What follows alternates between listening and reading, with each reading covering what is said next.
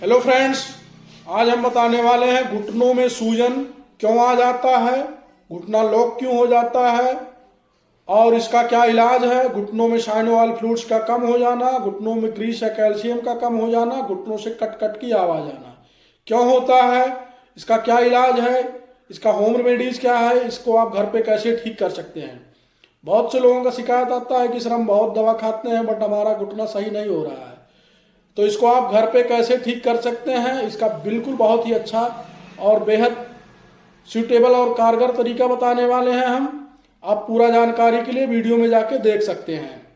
ऐसी और ही हेल्थ से संबंधित जानकारी के लिए आप हमारे चैनल को सब्सक्राइब कीजिए, लाइक कीजिए, कमेंट कीजिए।